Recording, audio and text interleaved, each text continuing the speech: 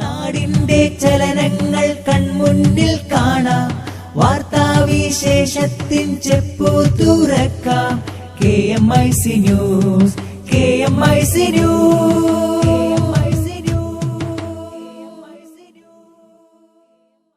പ്രേക്ഷകർക്ക് KMIC ന്യൂസിലേക്ക് സ്വാഗതം. വാർത്തകൾ വായിക്കുന്നത് ജലീൽ മടവൂർ. പ്രധാന വാർത്തകൾ.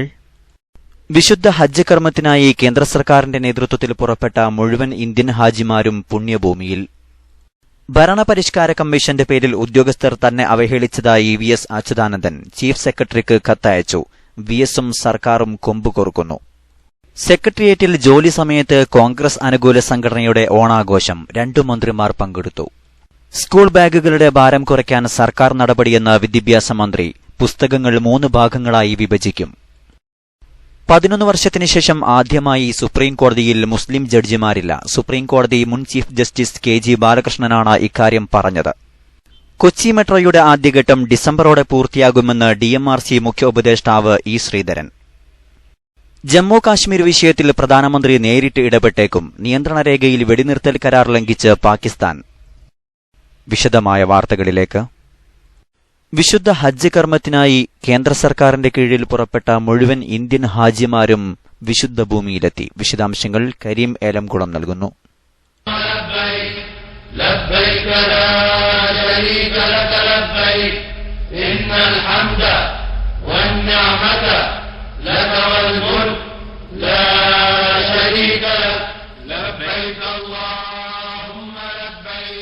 ഹജ്ജ് കർമ്മങ്ങളിലേക്ക് നീങ്ങാൻ ദിവസങ്ങൾ മാത്രം ശേഷിക്കെ ഇന്ത്യയിൽ നിന്നുള്ള മുഴുവൻ ഹാജിമാരും മക്കയിലെത്തി. 1,36,020 തീർത്ഥാടകരാണ് ഇത്തവണ ഇന്ത്യയിൽ നിന്ന് ഹജ്ജിനെത്തിയത്. കേന്ദ്ര ഹജ്ജ് കമ്മിറ്റി വഴി 1,20,020 പേരും സ്വകാര്യ ഗ്രൂപ്പ് വഴി 36,000 പേരും എത്തി. ഹജ്ജ് മിഷൻ വഴി എത്തിയ 36,000 പേർക്ക് ഹറമിനടുത്ത് ഗ്രീൻ കാറ്റഗറിയിലും 64,000 പേർക്ക് അസീസിയയിലുമാണ് താമസ സൗകര്യം ലഭിച്ചത്. കേരളത്തിൽ നിന്ന് 10,000-ലധികം ഹാജിമാരാണ് ഇത്തവണയുള്ളത്. ഇന്ത്യയിൽ നിന്നെത്തിയ ഹാജിമാർക്ക് ഇതുവരെ കാര്യമായ പ്രയാസങ്ങളൊന്നും ഉണ്ടായിട്ടില്ല. പ്രത്യേകിച്ച് മലയാളി തീർത്ഥാടകരെ സഹായിക്കാൻ കേരളത്തിൽ നിന്നുള്ള പ്രവാസികളുടെ സംഘടനകൾ മത്സരിക്കുകയാണ്.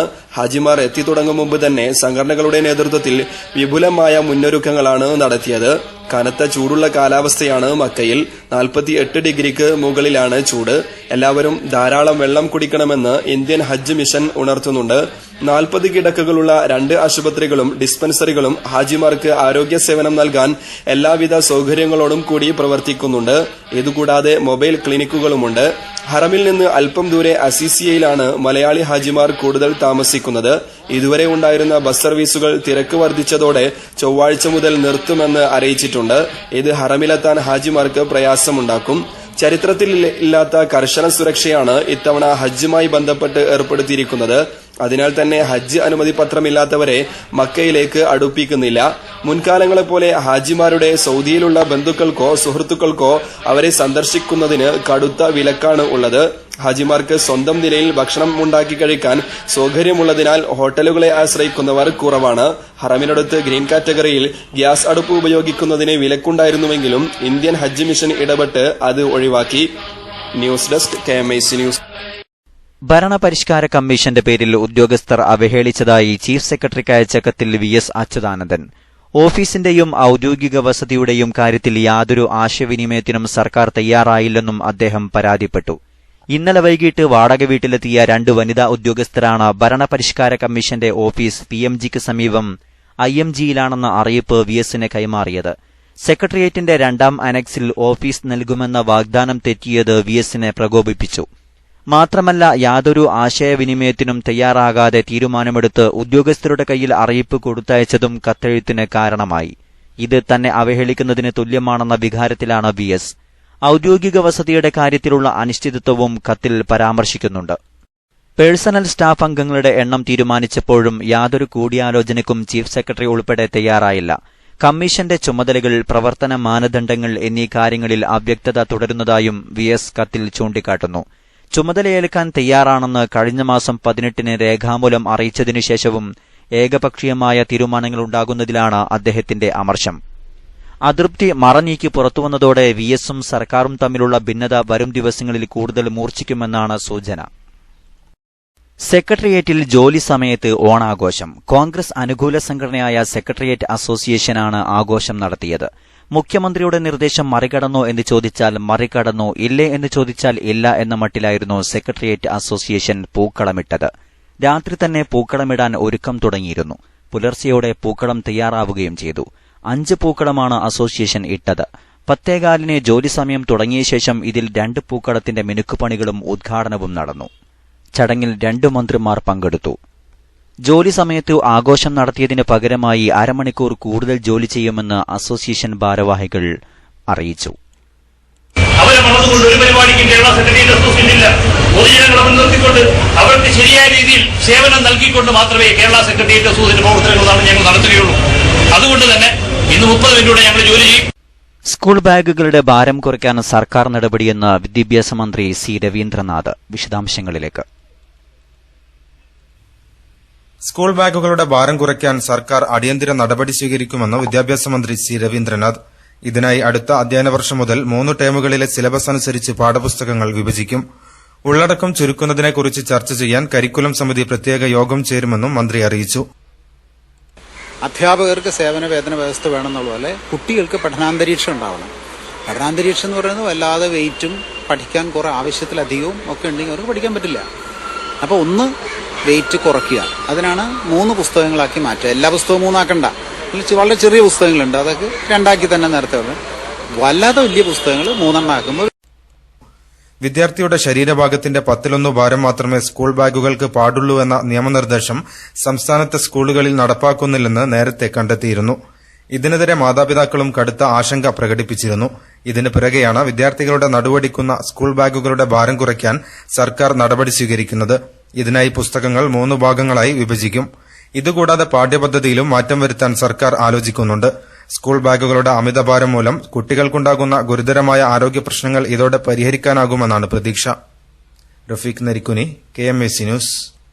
11 വർഷത്തിനു ശേഷം ആദ്യമായി സുപ്രീം കോടതിയിൽ ഒരു മുസ്ലിം ജഡ്ജി പോലുമില്ലാത്ത അവസ്ഥയെന്ന് മുൻ സുപ്രീം കോടതി ചീഫ് ജസ്റ്റിസ് KG ബാലകൃഷ്ണൻ. കഴിഞ്ഞ 30 വർഷത്തിനിടെ ഇത് 2ാം തവണയാണ് സുപ്രീം കോടതിയിൽ ഒരു മുസ്ലിം ജഡ്ജി പോലുമില്ലാത്ത സ്ഥിതിയെന്നും അദ്ദേഹം പറഞ്ഞു. സുപ്രീം കോടതി ജഡ്ജിമാരായി സ്ഥാനക്കയറ്റം ലഭിച്ച ജസ്റ്റിസ് MY ഇക്ബാൽ, ജസ്റ്റിസ് ഫക്കീർ മുഹമ്മദ് ഇബ്രാഹിം ഖലീഫുള്ള എന്നിവർ യഥാക്രമം ഡിസംബറിലും ഏപ്രിലിലും റിട്ടയർ ചെയ്തതോടുകൂടിയാണ് മുസ്ലിം പ്രാതിനിധ്യമില്ലാത്ത അവസ്ഥയുണ്ടായത്. ഇത് മുസ്ലിംകളുടെ അവകാശങ്ങൾ നിഷേധിക്കുന്നു എന്ന വിഷയമല്ല, പകരം പരമോന്നത കോടതിയിൽ എല്ലാ മതജാതി വിഭാഗങ്ങൾക്കും പ്രാതിനിധ്യം ലഭിക്കുന്നില്ലെന്ന വിഷയമാണെന്നും അദ്ദേഹം ചൂണ്ടിക്കാട്ടി. എല്ലാ മേഖലകളുടെയും മതസാമുദായിക വിഭാഗങ്ങളുടെയും പ്രാതിനിധ്യം ഉറപ്പാക്കാൻ വിവിധ രാജ്യങ്ങളിൽ പ്രത്യേക വകുപ്പുകൾ തന്നെയുണ്ടെന്നും അദ്ദേഹം വ്യക്തമാക്കി. ഇന്ത്യൻ എക്സ്പ്രസിന് നൽകിയ അഭിമുഖത്തിലായിരുന്നു മുൻ ചീഫ് ജസ്റ്റിസ് ഇങ്ങനെ അഭിപ്രായപ്പെട്ടത്. കൊച്ചി മെട്രോയുടെ ആദ്യഘട്ടം ഡിസംബറോടെ പൂർത്തിയാകുമെന്ന് DMRC മുഖ്യ ഉപദേഷ്ടാവ് E. ശ്രീധരൻ. പാലാരിവട്ടം വരെയുള്ള നിർമ്മാണ പ്രവർത്തനങ്ങൾ മുഖ്യമന്ത്രി നിർദ്ദേശിച്ചതിനു മുമ്പേ പൂർത്തിയാകുമെന്നാണ് പ്രതീക്ഷയെന്നും ശ്രീധരൻ പറഞ്ഞു. നിലവിലെ മെട്രോ നിർമ്മാണ പ്രവർത്തനങ്ങളിൽ താൻ പൂർണ്ണ സംതൃപ്തനാണെന്നും നിർമ്മാണ ജോലികൾ വിലയിരുത്തിയ ശേഷം ശ്രീധരൻ അറിയിച്ചു. 2017 മാർച്ചിൽ മെട്രോയുടെ ആദ്യഘട്ടം പൂർത്തിയാക്കണമെന്ന നിർദ്ദേശമാണ് DMRCക്കും KMRLനും മുഖ്യമന്ത്രി പിണറായി വിജയൻ നൽകിയിരുന്നത്. എന്നാൽ മുഖ്യമന്ത്രി നിർദ്ദേശിച്ച ഈ സമയപരിധിക്കും മുമ്പേ മെട്രോയുടെ ആദ്യഘട്ടം പൂർത്തിയാകുമെന്നാണ് E. ശ്രീധരന്റെ വിലയിരുത്തൽ.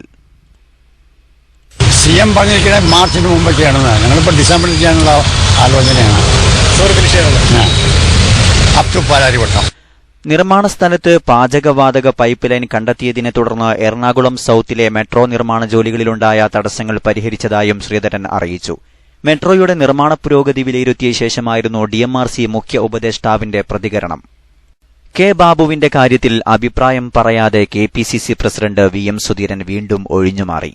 കെ ബാബുവിന്റെ കാര്യത്തിൽ അഭിപ്രായം പിന്നീടെന്ന് VM സുധീരൻ. രാഷ്ട്രീയകാര്യ സമിതി ചേർന്ന ശേഷം അഭിപ്രായം പറയാമെന്നും സുധീരൻ വ്യക്തമാക്കി.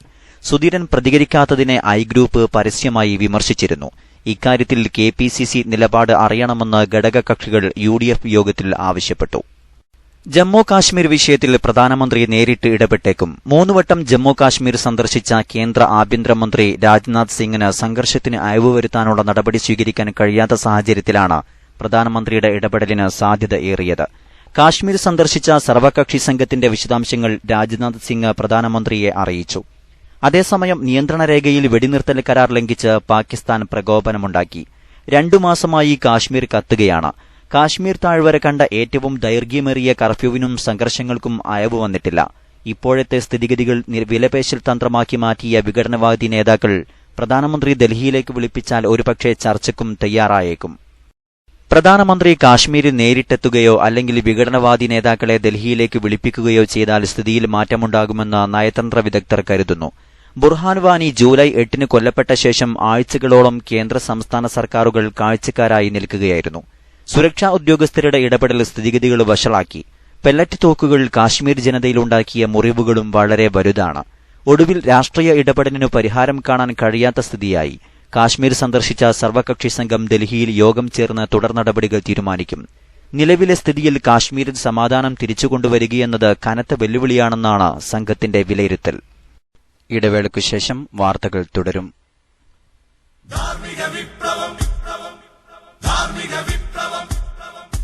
സമരഭൂമികൾ ജയിച്ചടക്കാൻ നാം ഉയർത്തിയ മുദ്രാവാക്യം കല മനുഷ്യ മനസ്സുകളിൽ മാനവികതയുടെ സമരഗീതങ്ങൾ രചിക്കുന്നു. സമകാലിക യൗവനം കലയെ അശ്ലീലമാക്കുകയും സ്വരരാഗങ്ങൾ ആഭാസ നൃത്തങ്ങൾക്ക് വഴിമാറ്റുകയും ചെയ്യുമ്പോൾ കലയും സാഹിത്യവും കുറ്റിയേറ്റുപോയി കൊണ്ടിരിക്കുകയാണ്. ചിതലരിക്കുന്ന മാപ്പിളക്കലാ സാഹിത്യങ്ങൾക്ക് ധാർമ്മിക വിപ്ലവത്തിന്റെ ശീലുകൾ പകർന്ന് ഉയർത്തെഴുന്നേൽപ്പിന്റെ രാജഗാഥകൾ തീർക്കാൻ ഒരു ചില്ലിത്തണലും കൈക്കുടന്നയിൽ നിലാവും കരുതി മുന്നോട്ട് ഗമിക്കുകയാണ് SSF സാഹിത്യോത്സവുകൾ. അരികുവൽക്കരിക്കപ്പെട്ടവന്റെ രോദനങ്ങൾ ആർത്തുപൊട്ടി അട്ടഹാസങ്ങളായി മാറിയിട്ടും ആകാശവിശാലമായ ആമാശയങ്ങൾ നിറച്ചാണ് ചിലന്തി പുതിയ കൂടുകൾ പണിയുന്നത്. ക്ഷുഭിത ഭാവങ്ങൾ കൊണ്ട് ഭൂതത്തിന്റെ വർത്തമാനങ്ങളോട് തിരിട്ടവർ എന്തിനു കൈപ്പൊള്ളിക്കണമെന്ന വരട്ടു ചോദ്യങ്ങളാണ് ഉന്നയിക്കുന്നത്. കൂരിരുൾ കയങ്ങളിൽ കാവ്യകഥനങ്ങളുടെ ഭാവ്യ സ്വപ്നങ്ങൾ കൊണ്ട് കുതറിക്കയറാൻ കൂടി കഴിയണം. ഇക്കിളിപ്പെടുത്തുന്ന മോഹവലയങ്ങൾക്കെതിരെ കത്തിജ്വലിക്കുന്ന സത്യവാങ്മൂലങ്ങളാവുകയാണിവിടെ SSF. നന്മ കൊതിക്കും ധീരയുവത്വം ഏറ്റെടുത്തൊരു സമവാക്യം. സമരഭൂമികൾ ജയിച്ചടക്കാൻ നാം ഉയർത്തിയ മുദ്രാവാക്യം. നന്മ കൊതിക്കും ധീരയുവത്വം ഏറ്റെടുത്തൊരു സമവാക്യം.